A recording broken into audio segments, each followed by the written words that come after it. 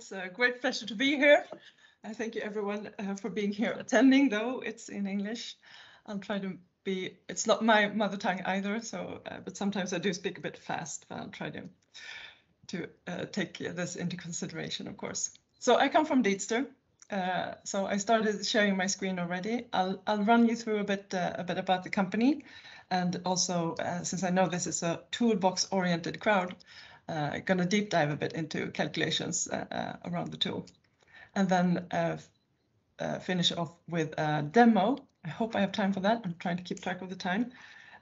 Towards the end of one of our customers, SEB, big bank here in the Nordics, who released our apps in the Baltic markets. But first things first, so Monika Martinsson, one of the founders, co-founders of Deedster. We started out in 2016. I have a background in engineering physics, and then I spent most of my career in fintech, in the global capital markets around trading systems. But since 6 years back, absolutely devoted to sustainability and this big question of the biggest question of our time, that is climate change. So this is a megatrend of megatrend. As you know, this is already impacting our lives and will do so increasingly. And many banks have already made sustainability commitments to net zero strategies of their own operations, but we see that they can play a much more significant role financing fighting climate change, and actually enabling the shift to sustainable consumption. So also shaping our future, and something that we are looking into a lot, are the younger generations, millennials and Gen Zers, and they will be reshaping the banking industry. So we've been digging into this, the drivers of this generation. We see them overrepresentative around the planet-conscious people of today. They are driving a seismic shift in consumer behavior, but they will also have increasingly a lot of spending power, and they are today setting the pace for climate action. So we have them into account. We can talk a lot about that. But first, Deedster. So since 5 years back, we have developed and delivered a platform with tools and data for companies and individuals to measure, explain, and reduce carbon emissions. And we are actually now looking for frontrunner banks and frontrunner companies who we can join arms with, and that we can make even more, accelerate even faster, make them more profitable, make them stay on the front, because we believe that's how we enable the shift. That's how we make other companies follow. So that's super important to us to find such companies, and we have. They are out there, and increasingly so. Since the launch, we sold our solution to well over 70 corporates and banks, who are then executing on their net zero strategy and sustainability strategy. With them, we've reached more than 50 countries, and we have now 90 languages on the platform, including German, of course. So there are two verticals that we have on the platform. One is then consumer engagement, that we will talk about today for this sustainability finance crowd. But we also work with employee engagement, and that's our first service. So we learned a lot there, talking actually one-to-one to employees in frontrunner companies about sustainability.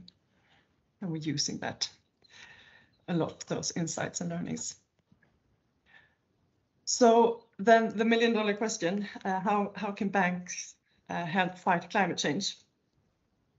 And maybe it's actually the $131 trillion question, because this is the amount of money that governments, companies, organizations, and individuals need to invest in climate solutions between now and 2050.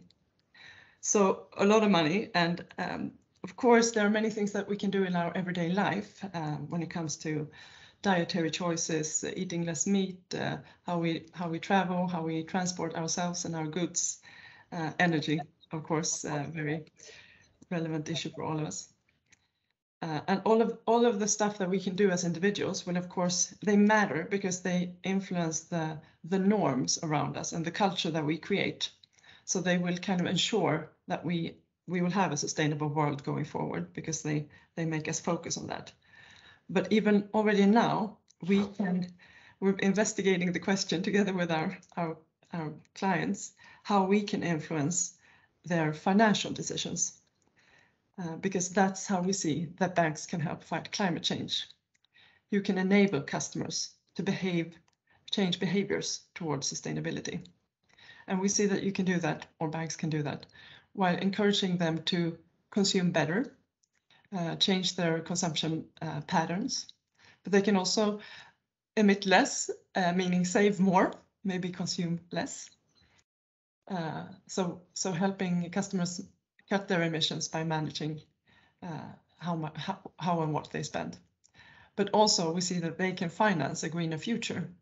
So we know that many banks, and this is an increasing business, of course, have a lot of green products, and we want to redirect a lot of money to them, because that's how we see that they can grow and make them the market. So if we can get high quality green investment choices, and we start comparing between what's a high quality green investment choices, and we leave the rest behind. That's how we're going to accelerate this.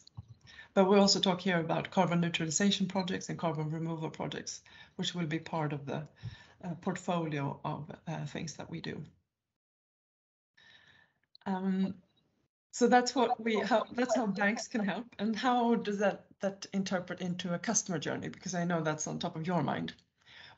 How can we make them change behavior? And this is the theory of change that we have within the tool, and that we've worked a lot with. And we see that people go through these stages, and it's also the basis of, if you go in to read about nudging, or if you go in to read about gamification, which we have, and behavioral change as a psychology. This is repeated, that you start with having insights. So calculate a carbon footprint with numbers that make sense. And here it's actually quite important that we can get as granular and as correct as science allows us right now. This is an evolving science, so those numbers will be better going forward. But we have a lot of data already now. Can we make that available to users in a playful way? They will want to stay and see if they can engage further. And then we present learnings and insights to put these numbers in a context. And we try already at this stage to make that as personalized as we can. Because in the next step, the activation step, then the personalization is really important. And here we're using also gamification and all the data that we have around the user. And if you have already data, we can combine it. Of course, using GDPR and the necessary data security policies that we agree, that's already in Europe, and that we agree between us. But we see that there's a high level of trust for banks within users. So they're already trusting you with their transaction and with their money. So to trust you to have these additional insights to be able to provide this valuable activation mechanism, they're fine with that. And then the boost part. So actually making them do things, but also feel that there is a reward. So that can be a digital reward, and we can, but we are then at that stage trying to show them, expose them to the green products that you have. So is it loans, is it bonds, investments? And we can also enrich existing PFM systems that you have to put auto savings maybe in a green context, and increase and accelerate on those movements. So now finally, showing the first picture of the product. So we talk about it as a personal carbon manager tool suite. We have a few customers here on it already, some of the front runners that we are working with. But we're hoping, of course, and think that many banks in the coming years will have some form of this, and we want to propose ours. So drilling into even more details, this is if you think about a PFM, this is then the PCM, the enriched PFM, and you can integrate to your app in many ways. But we believe it's important that the sender is you, the bank. So it can be a standalone app that we white label, or we integrate to your existing platforms with REST APIs. And then we have the full solution. So we know that you have huge backlogs. Banks have a lot of things to do with regulation and investors putting pressure on integrating ESG into the strategy, of course. And this is a way, and we're trying to make it as easy as possible for you to do this fast. The carbon, the PCM, then the personal carbon manager, is no, sorry, it's moving by itself now.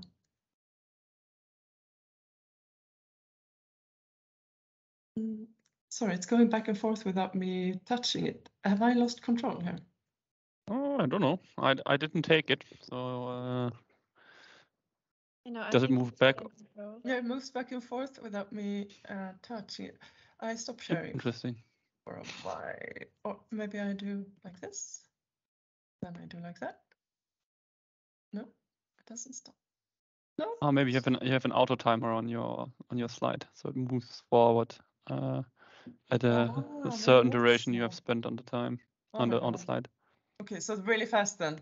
These are the 4 modules that I will be talking about. And now I go to the one. I'll read it to you instead. I hope I don't. No, something's wrong here.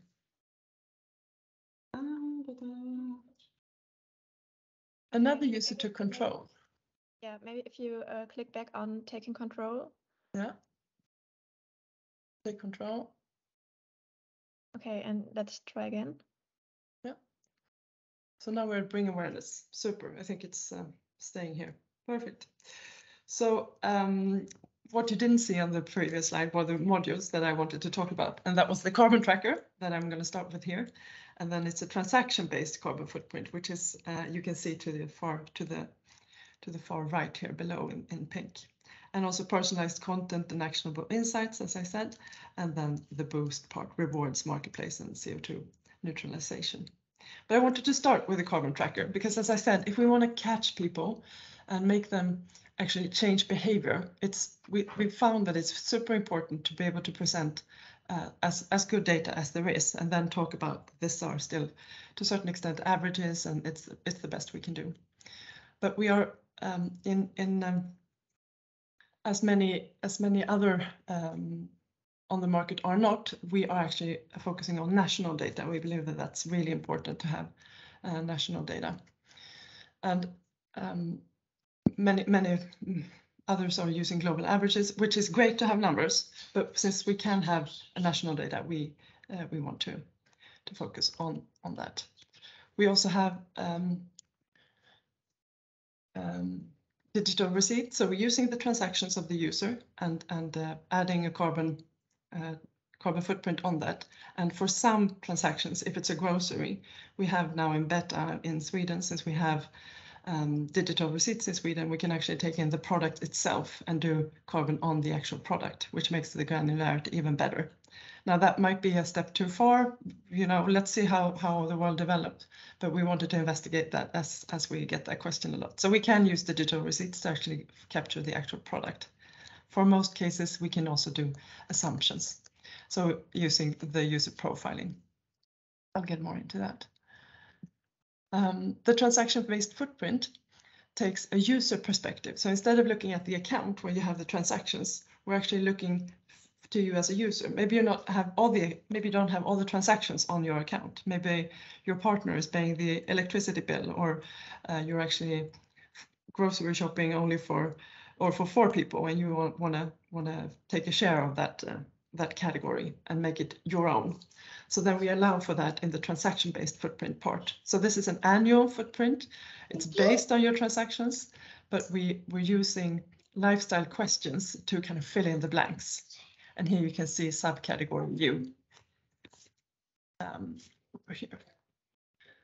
So drilling into these details. Now it's going to be super detailed. So if this is too much, you let me know. But I thought you'd be interested, kind of I am. So certainly. Yeah. So we have a lot of transactions coming in. We can have a profiling of the lifestyle of the user, and then we want to present them with a personalized tool in the end. And what we do is that we then we start with a categorization engine for the transactions, incoming transactions. So here we have merchant codes, we have sometimes even descriptions, and we're using we can use the MCC codes, and the TINC is kind of standard, but we are compatible with any major categorization system. And we can also match toward an internal bank system. We know that a few banks have categorization systems on their own. But sometimes we also need to recategorize when the PFM categories aren't really in line with climate impact. So for example, the TINC category, fuel and other car-related expenses, I think it's called, then we divide it into fuel and other car-related, because fuel, from an carbon emission point of view, those are very different. And then we have to do that down to the transaction description. That's how we find them. So that's what we do there in the yellow box. And from there, so we're just preparing actually the transactions to have a carbon stamp on them, having the right category on them, so that we can know what number to put on. Then we do currency conversion if we have different currencies, and then it goes into the green box, the carbon stamping engine.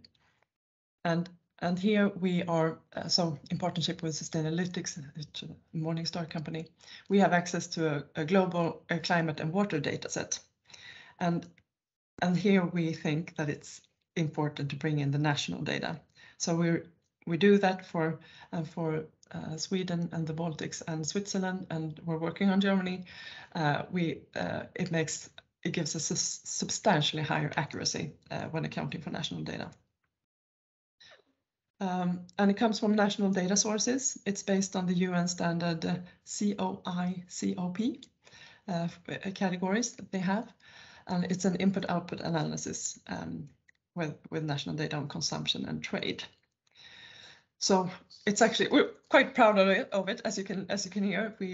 It's the result of a series of quite unique research-based data sets that are tailored for CO2 calculations of bank transactions. So we're using people who are well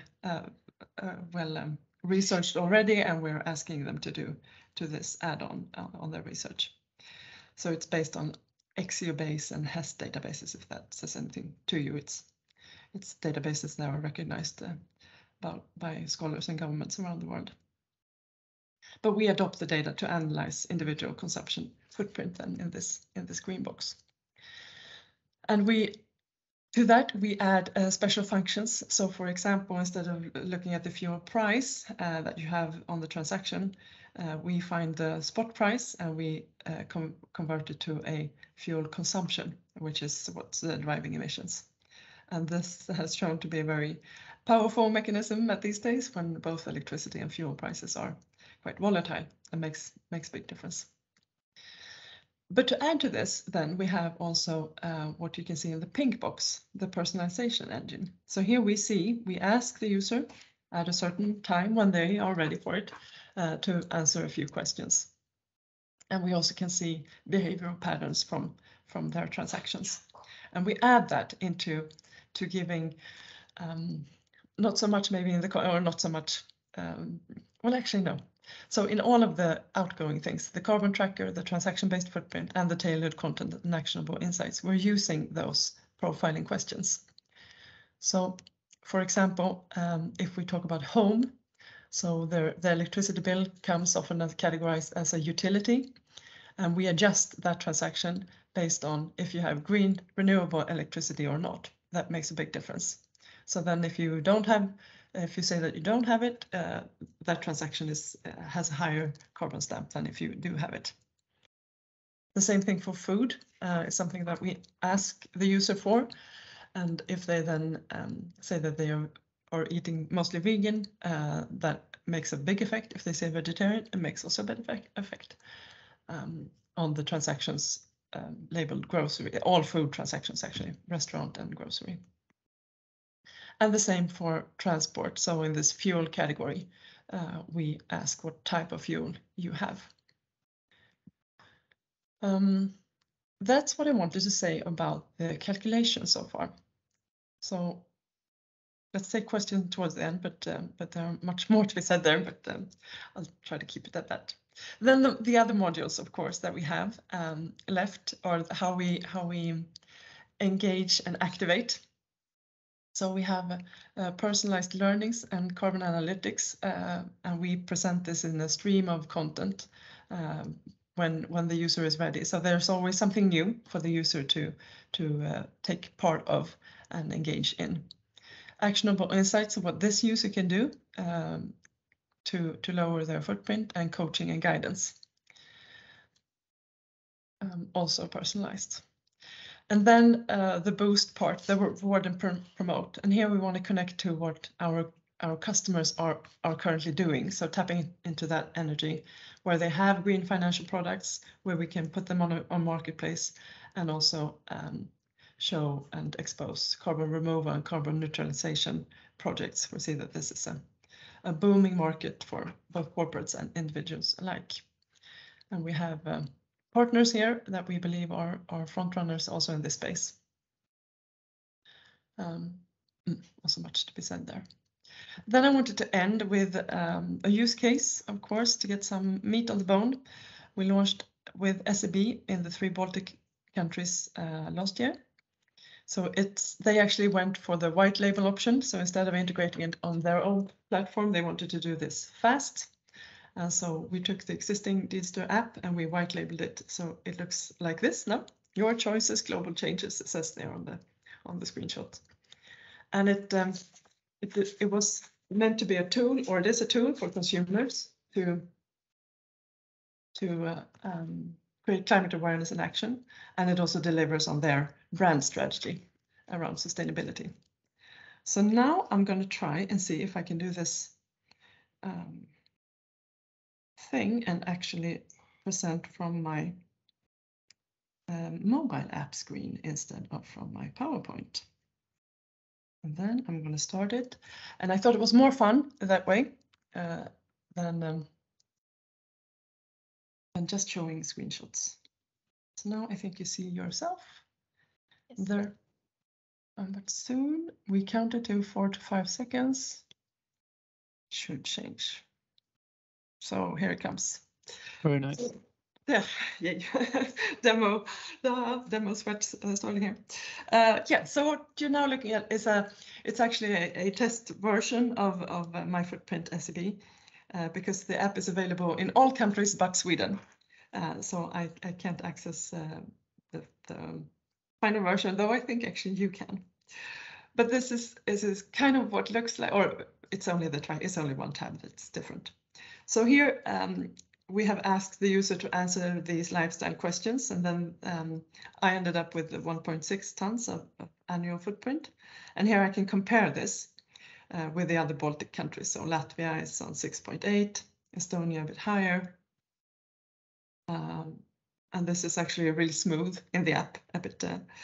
And here you can see 5 categories. So the footprint is divided in travel up north, and housing, and shopping, food, and commute, because we see that normally those are different choices, commute and travel.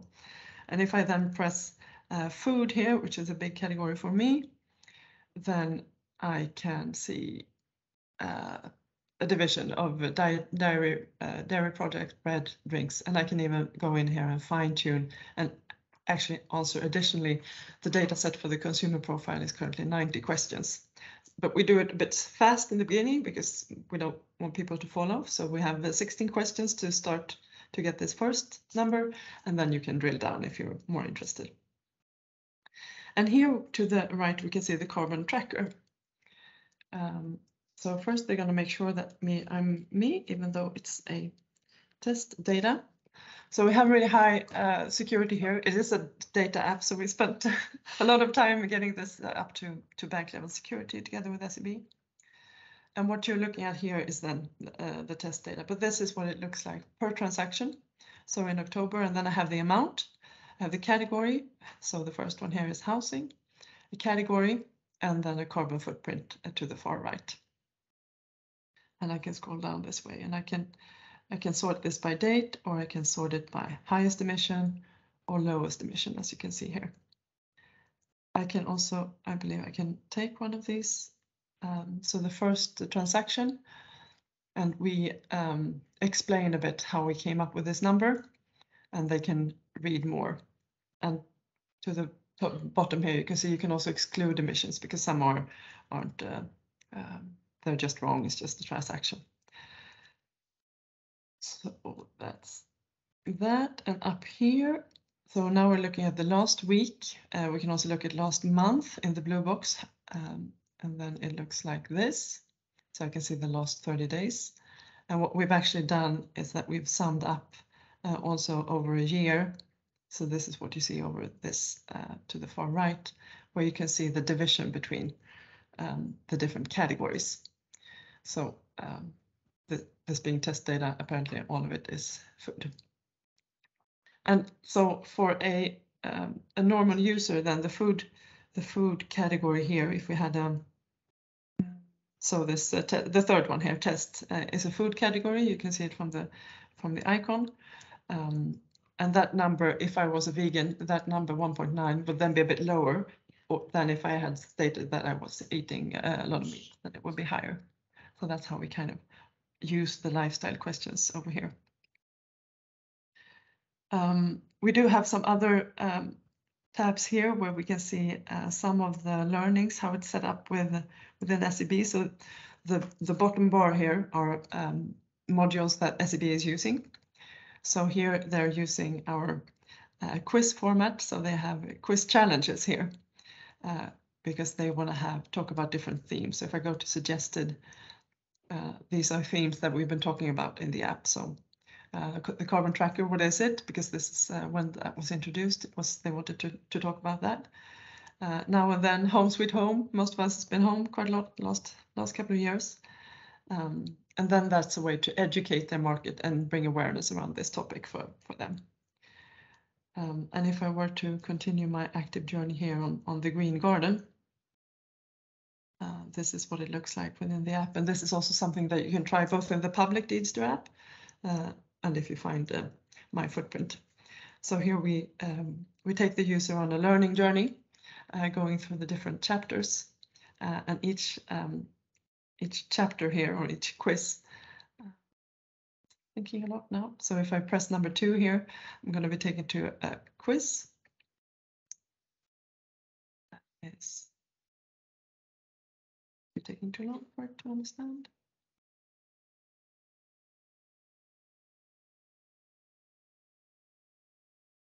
So then I get questions like this. So a short introduction and then a question. And here you can see one of the gamification mechanisms that we're using. That's so you don't have time to Google. You have to answer fast. I know you can do both of them on your balcony. And then immediate feedback, so correct or incorrect. And then another gamification element is what does others think. It's fun, right? Everybody loves quiz. You want to know how you did, if it was a difficult question or not. So we have 3 of those: immediate feedback, some comparison to others, and then the last one. And then after that, we're asking the user, we're suggesting actions for the user. See how we can get there. On the same theme that we just did a quiz question, and here you can choose if this is relevant for you or if you want to discard this one because it's you don't have a balcony, maybe. So then you go through these deeds, make a bath, and those deeds are then saved. And here the quiz ends with a summary of the theme that you can see here. And then if I close it, I'm back to the challenge. Here. And then station number 3 opens up. And the actions that are personalized, so we give the actions here based on the lifestyle questions and the profiling that we've done. So we have actually on each station a larger set of deeds, and we're promoting those who are ranked the highest for this user. And here we have, then we can see the deeds. Oh, there we go. So make a bath was the one that I just accepted, and then I can find them here in the deed section. So that was a short demo. I'm glad that you followed me. No one was objecting with a delay. And that was actually end of the of my presentation. Now I'm hoping for a lot of questions.